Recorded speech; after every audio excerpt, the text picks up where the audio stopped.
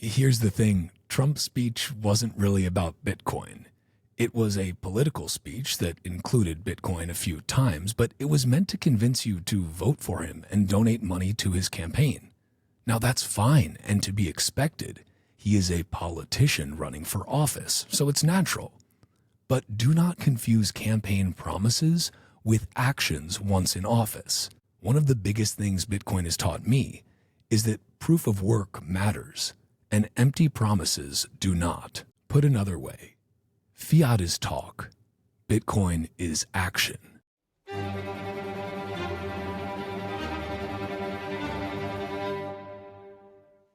Greetings and salutations, my fellow plebs. My name is Walker, and this is the Bitcoin Podcast. The Bitcoin time chain is 854712, and the value of one Bitcoin is still one Bitcoin. I just got back from the Bitcoin conference in Nashville, and what a conference it was. My lovely wife, Carla, and I were the MCs on Nakamoto's stage on Friday for the second year in a row, and I want to give a shout out to Alex McShane, ex-Frog, in the backstage crew for running a damn good show, and a shout out to the Bitcoin conference team and Bitcoin Magazine for putting together a truly historic conference. This was our first conference back since our son arrived, and it was great to see so many friends in the flesh and meet some new ones as well. A particular highlight of the weekend was Saturday night at a true hole-in-the-wall karaoke bar called Santa's, which is apparently quite well known, where Bitcoin developers, entrepreneurs, investors, creators, and plebs all sang throwbacks together at the top of their lungs, which is why I don't have much of a voice right now, drinking beer and White Claws from a cash-only bar, and literally closed the place down. Amidst all the political spectacle at the conference, you may have missed some really awesome keynotes and panels, which I highly recommend you go back and watch. To name just a few I enjoyed, Snowden, obviously, both of Alex Gladstein's keynotes, which were really outstanding, the always realistic yet optimistic Matt Corallo, although I think at least 8,000 people watched his talk because it was right before Trump's, so that was nice. The panel with Dave Smith, Guy Swan, Luke Groman, and Mark Moss was both quite hilarious and also very high signal. And of course the last panel of the day on Saturday, the Noster panel. Odell, American Hodel, Will Kasserin, and McShane absolutely killed it.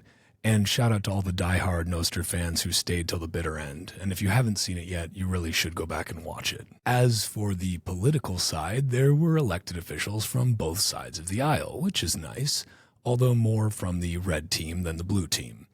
Senator Lummis, who has been a vocal Bitcoin proponent for years, made an announcement right after Trump's speech, which I think many people in the audience probably missed as they hurriedly departed the stage once Trump was done speaking. She announced an actual bill to build a strategic Bitcoin reserve. Specifically, the legislation would, and I quote, establish a decentralized network of secure Bitcoin vaults operated by the United States Department of the Treasury, with statutory requirements ensuring the highest level of physical and cybersecurity for the nation's Bitcoin holdings. Implement a 1 million unit Bitcoin purchase program over a set period of time to acquire a total stake of approximately 5% of total Bitcoin supply, mirroring the size and scope of gold reserves held by the United States. Be paid for by diversifying existing funds within the Federal Reserve System and Treasury Department.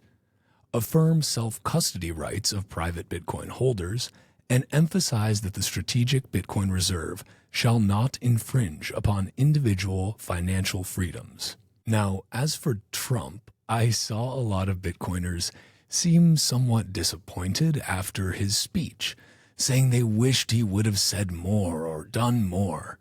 But for me, Trump's speech was exactly what I expected, and it included mostly everything Bitcoiners predicted he would talk about, and that Bitcoiners also sort of memed into existence. He indirectly talked about a strategic Bitcoin reserve, which Robert F. Kennedy Jr. had already pledged to do on the day before.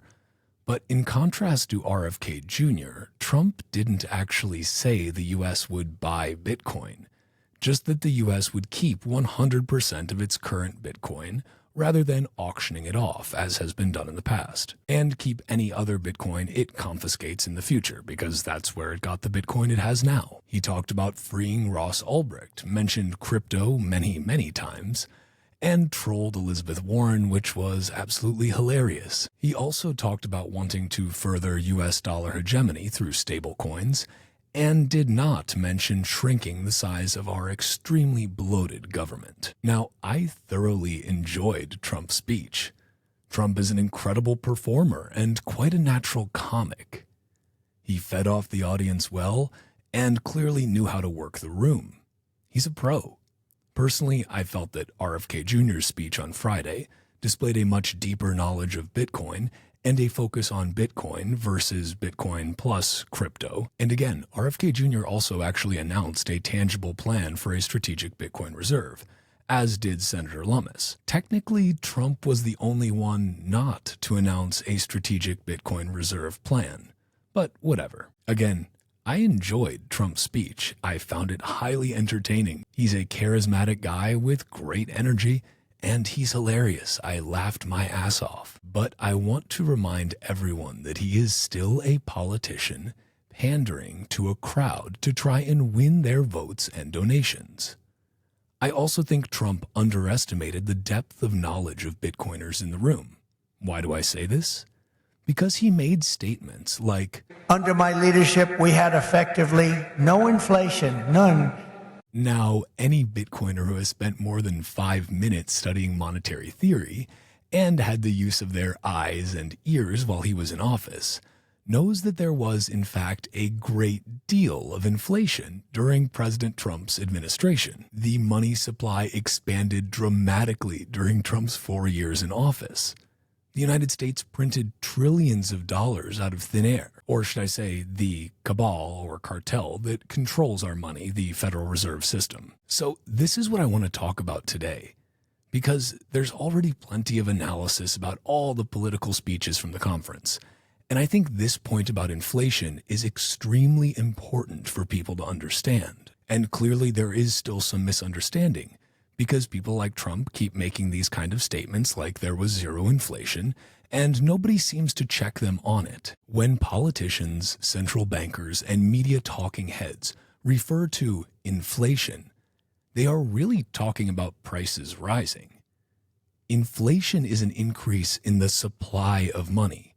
It's literally an inflation of the money supply. Prices rising is a result of inflation. It is also important to note that rising prices occur with a lag relative to monetary inflation. When they print money out of thin air, prices do not immediately go up everywhere all at once. Prices rise with a lag and unevenly, whether that be the price of labor, consumer goods, assets, etc. So when Trump says, "Under my leadership, we had effectively no inflation, none," we know this to be objectively false. Now, in Trump's defense, he probably assumed he could get away with such a blatant lie because he's used to speaking at rallies where the attendees are 100% already bought into his shtick. I don't want to make assumptions, but I think it's probably fair to say that the average knowledge of monetary theory at a Trump rally is lower than that at a Bitcoin conference. The average attendee at a Trump rally has probably never heard of the Cantillon or Cantillon effect, but the average attendee at a Bitcoin conference likely has. Now, if you're listening right now wondering what the fuck is the Cantillon or Cantillon effect, don't worry. I will explain it to you very simply.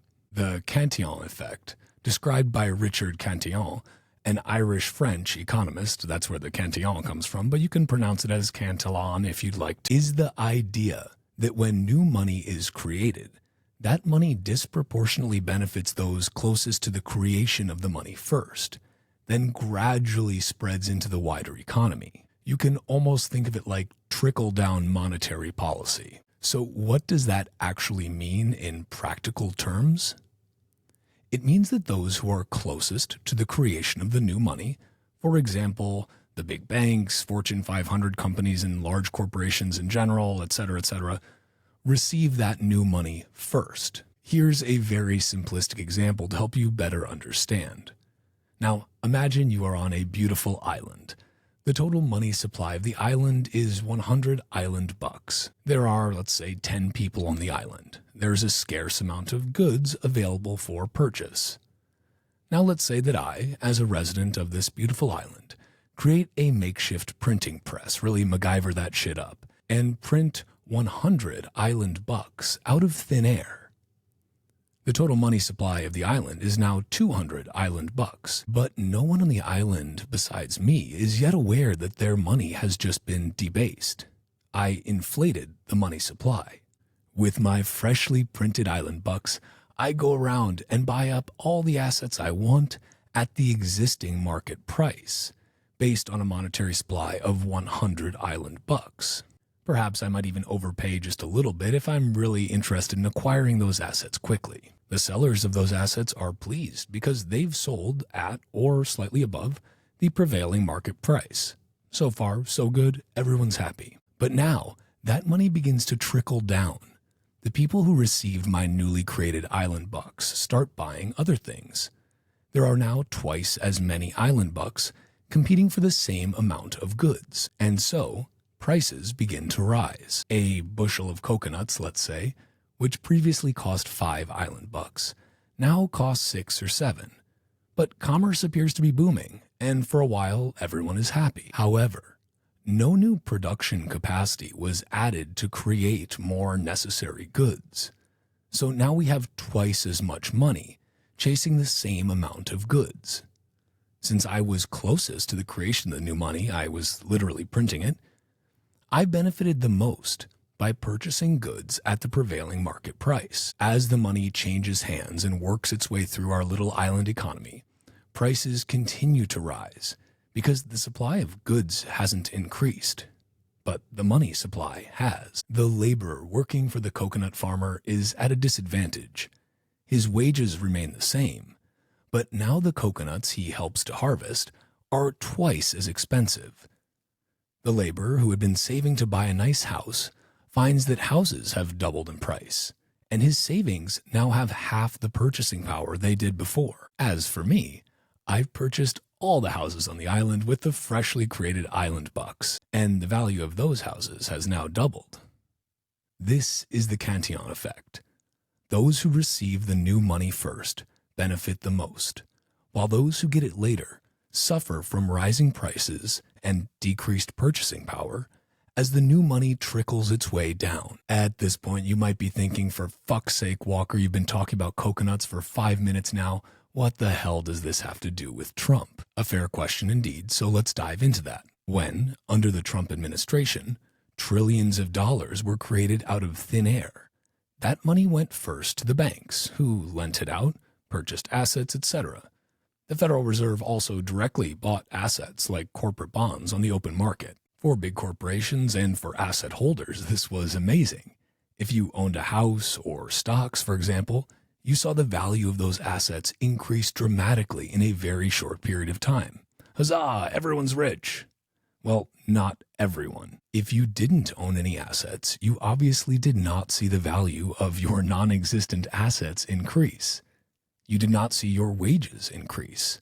Slowly but surely, as this new money trickled down into the wider economy, you did see the prices of the things you need to buy just to live start to increase slowly, then more rapidly. This is why inflation has the worst effect on the poorest in our society, because they do not hold assets whose prices rise first before newly created money trickles down and fucks the rest of us. The ultimate effect of printing money out of thin air is the centralization of hard assets in the hands of those in proximity to the creation of the new money, those who receive the new money first. Donald Trump bragged that the stock market was doing incredibly well during his presidency, even with COVID. But now we see why.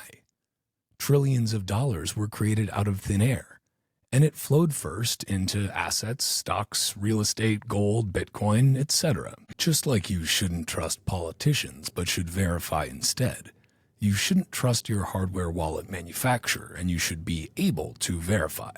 And that's why you should head to bitbox.swiss/Walker and use the promo code Walker for 5% off the fully open source, Bitcoin-only BitBox02 hardware wallet. Then get your Bitcoin off the exchange and into your own cold storage where politicians can't get their grubby little paws on it.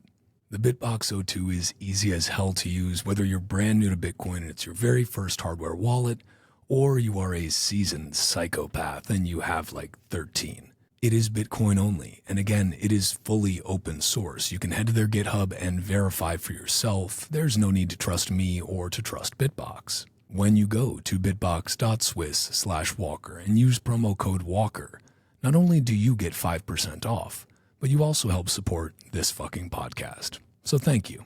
Now, a lot of you listening to this show may already be deep down the Bitcoin rabbit hole, but if you just stumbled upon it because you saw something about Trump and you're listening to this podcast for the first time, feeling a bit overwhelmed, don't sweat it. BitcoinConsulting.us has you covered. Some people choose to go down the Bitcoin rabbit hole completely solo, but others would prefer someone to guide them on their journey and help them avoid the usual pitfalls. So if you're one of the latter, go to BitcoinConsulting.us. Now, whether you are an individual and you want someone to help you with your personal Bitcoin strategy, getting started, what the fuck does all this mean? Or you're a company and you want help integrating Bitcoin payments, implementing private projects, or need general contractor services, Bitcoin Consulting can take care of you. So, go to bitcoinconsulting.us and book a consultation today. Again, that's bitcoinconsulting.us. But prices for various consumer goods didn't begin to rise right away. It took some time, and there were the stimulus checks as well, which kept everybody distracted for a little while as they said, hey, yeah, free money. But then prices did start to rise. About the time Joe Biden took office or a little bit after. Now, let me be clear, this is not an attempt to remove blame from Joe Biden for his utterly disastrous policies, like, for example, the Inflation Reduction Act, which had literally nothing to do with reducing inflation. But like most government bills, they name it the exact opposite of what it actually does. Additionally, we all know that Joe Biden has no fucking clue what's going on, so blaming him feels a lot like blaming your grandpa for shitting himself at a family picnic, but I digress. I do think it is important to point out that when Trump says there was effectively no inflation during his administration, we must be honest with ourselves and call this what it is, a lie. The Federal Reserve private bank cartel printed trillions during Trump's administration. Asset prices increased during his administration. We generally do not view asset prices going up as a bad thing, though, because if you hold assets, you are getting richer, or so you think. But in reality, your assets, like your house, are not actually worth more. They haven't increased in value. Your money is just worth less, and so the price has gone up. And if this continues, your money will eventually be worthless.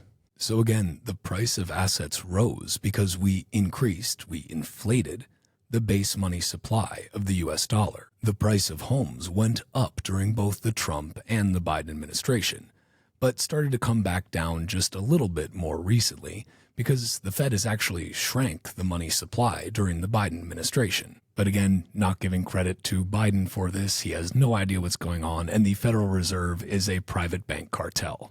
Just wanted to be clear on that. Now, if you're a boomer, let's say, and you own a home, or maybe 2 or 3 or 12, you have been tickled pink as you watched the paper value of your home grow. But if you're a member of the younger generations and you do not own a home, this has been disastrous. Even if you had a fair amount of savings built up, you did what you were supposed to, right? The purchasing power of those savings has decreased dramatically. Buying a first home is now further out of reach than ever before for the vast majority of the population, especially the younger. So again, the Cantillon effect is the idea that an increase in the supply of money disproportionately benefits those who receive the new money first. If you want a deeper dive on inflation in general, then you should check out this read by Ludwig von Mises that I did on episode 4 of my Austrian Audible series, Inflation. Here is a fantastic and short explanation of inflation by Ludwig von Mises, which should clear up any remaining confusion you have. If the supply of caviar were as plentiful as the supply of potatoes, the price of caviar, that is, the exchange ratio between caviar and money, or caviar and other commodities, would change considerably. In that case, one could obtain caviar at a much smaller sacrifice than is required today. Likewise, if the quantity of money is increased, the purchasing power of the monetary unit decreases, and the quantity of goods that can be obtained for 1 unit of this money decreases also. When, in the 16th century, American resources of gold and silver were discovered and exploited, enormous quantities of the precious metals were transported to Europe. The result of this increase in the quantity of money was a general tendency toward an upward movement of prices in Europe. In the same way today, when a government increases the quantity of paper money, the result is that the purchasing power of the monetary unit begins to drop, and so prices rise. This is called inflation. Unfortunately, in the United States, as well as in other countries, some people prefer to attribute the cause of inflation not to an increase in the quantity of money, but rather to the rise in prices. I absolutely love that breakdown by Mises, and he spoke these words in 1958, but they are just as true today. Even more so because now, instead of printing paper money, which takes a little bit of work and a lot of paper, governments and central banks like the Federal Reserve, private bank cartel, can create new money out of thin air with a few keystrokes on the computer. Now, at this point, you may be thinking, damn, Walker, what's the problem? Printing money pumps the price of Bitcoin, right? So just shut the fuck up and get behind the orange man who's going to pump the orange coin and stop asking so many questions. Fair point, again. But bags will inevitably be pumped no matter who is in office, because the state and the private bank cartel, known as the Federal Reserve, will always create more money out of thin air. My goal today, as always, is not to tell you what to think or what to do. Do and think whatever the fuck you want. My goal is simply to make you question, to make you doubt, to make you think independently at all. Remember, politicians are politicians. They will say whatever they think will get them elected. They will make promises they do not keep. I mean, hell, they would promise you that we'll be mining Bitcoin on the moon if it would help get your vote and donations. As I've said many times, Bitcoin doesn't need politicians, but politicians do need Bitcoin, and they need Bitcoiners. I think that it is a great thing we had multiple U.S. senators, members of Congress, state senators, and both the independent and Republican presidential candidates speak at the Bitcoin conference in Nashville. That's awesome. It's historic. They all came to try and suck up to a room full of psychopaths, autists, beautiful weirdos, anarchists, and nerds.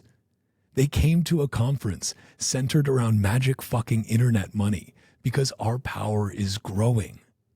They came because Bitcoin is here to stay, and Bitcoiners are going to be the dominant economic and cultural force in the world in the years to come. This point cannot be stressed enough. The paradigm has shifted. The Overton window has shifted. Bitcoin is no longer niche. Bitcoin is in the spotlight and cannot be ignored. Now, in my opinion, we should not try and reject this newfound political spotlight. We should embrace it and use it to our advantage. You may not care about politics, but politics cares about you, as the old saying goes. Of course, at the same time, we should continue to build parallel systems outside of the fiat systems that currently plague our world. We should continue to drive bottom-up adoption in America and across the rest of the world, as we're doing now. The politicians have opened the gates and let the Trojan horse of Bitcoin through into the citadel, a Trojan horse packed with Bitcoiners. You do not need to simp for every politician that says a few cheap words you like. Let them simp for you. Here's the thing, Trump's speech wasn't really about Bitcoin. It was a political speech that included Bitcoin a few times, but it was meant to convince you to vote for him and donate money to his campaign. Now that's fine and to be expected. He is a politician running for office, so it's natural. But do not confuse campaign promises with actions once in office. One of the biggest things Bitcoin has taught me is that proof of work matters, and empty promises do not. Put another way, fiat is talk, Bitcoin is action. You should actively ridicule anyone who tells you that you need to support a particular candidate just because they made some empty campaign promises that you like. That is the most fiat fucking thing I have ever heard. But that doesn't mean you can't get excited that politicians from both sides of the aisle and independents are actively talking about Bitcoin in a positive light. This is great and should be celebrated. The Bitcoiners who have worked hard whispering in the ears of these candidates and their teams should also be applauded. Once again, and I cannot stress this enough, I'm not here to tell you what to think or how to act or who to vote for or who you should donate money to or not donate money to. Anyone who tries to do that is just a statist LARPing as a Bitcoiner. I am just here to humbly remind you that if you are not doubting, you are not thinking. And if you are not thinking, you are an NPC. It is important to be especially critical and doubtful of those who seek power and say things you like, especially if you like the person themselves and find them charming, charismatic, funny, and inspiring. It is very easy to develop massive blind spots when we are told things we like to hear by people we like. There is no red, there is no blue. There is the state, and there is you. The state is a gargantuan bloated beast that sucks the productive energy out of society. The state is composed of people who have the same capacity for good and evil that all of us possess. I have hope for the future, not because of promises that politicians make while trying to win my favor, but because of the radical, revolutionary, fucking inspiring people I have met through Bitcoin and Nostr. People building parallel systems outside of state control without asking for permission from politicians. Remember, Bitcoin isn't just some other financial tool or a cool investment. It is a revolutionary force, and it's reshaping our understanding of money, power, and freedom, and giving us a chance at all of those things. Trump's speech at the Bitcoin conference was a spectacle, full of all the bombast and his just enigmatic charisma that we've come to expect. But it was fundamentally a political pitch. He was pandering.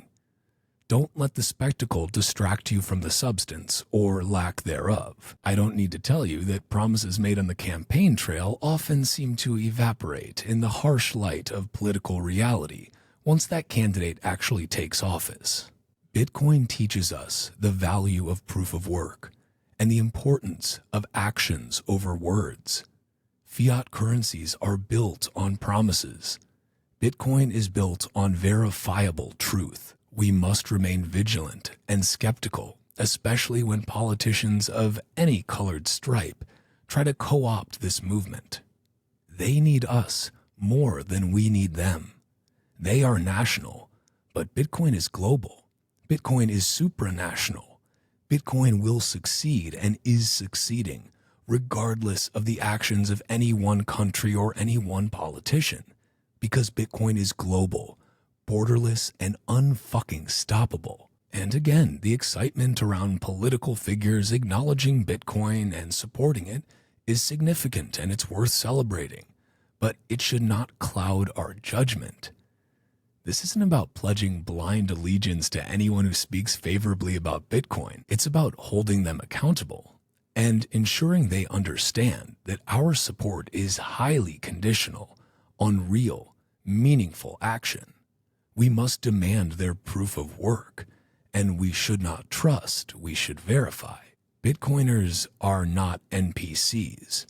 We are doubtful, critical thinkers. Well, at least most of us are. We do our own research, and we demand more than just empty rhetoric, or at least we should. A kind reminder, the goal here is to separate the creation of money from state. Our future lies not in the hands of politicians, but in the revolutionary and fucking radical spirit of Bitcoiners around the world who are building parallel systems that defy state control. These systems, powered by Bitcoin and other decentralized open protocols like Nostr, are the building blocks of a future where our freedom, financial or otherwise, is not dictated by the whims of the fucking state, but secured by code, collective effort, and independent human action. This is our path forward, a path that demands skepticism, critical thinking, and above all, unwavering commitment to the principles that make Bitcoin revolutionary in the first place,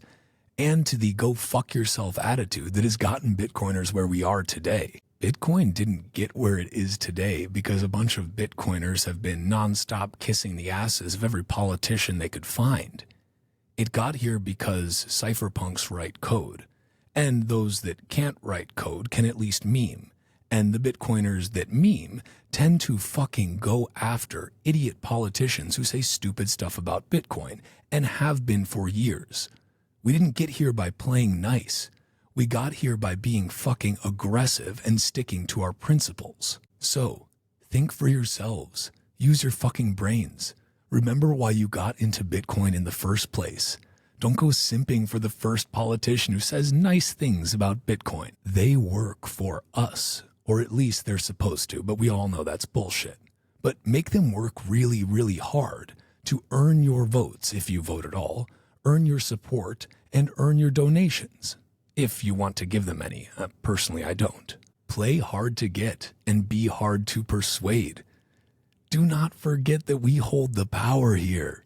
It's up to us to wield it wisely. Our strength lies in our independence and our relentless pursuit of truth and freedom. You should demand more, expect more, and never settle for less.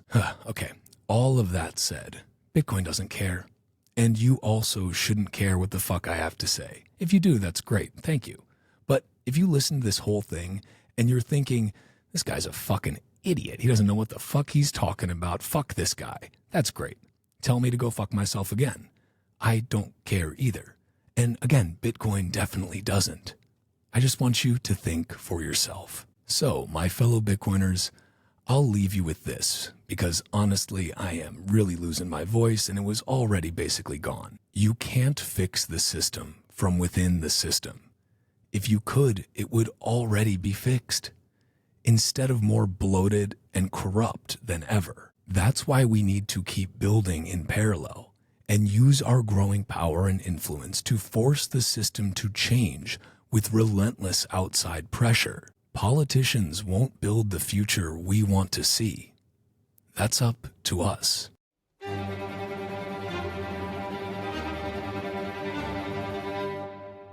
And that's a wrap on this Bitcoin News Roundup episode of the Bitcoin Podcast. If you are a Bitcoin-only company interested in sponsoring another fucking Bitcoin podcast, head to bitcoinpodcast.net or hit me up on social media. If you enjoyed this show, share it, tag me, and let me know what you thought. You can find me on Nostr by going to primal.net/Walker.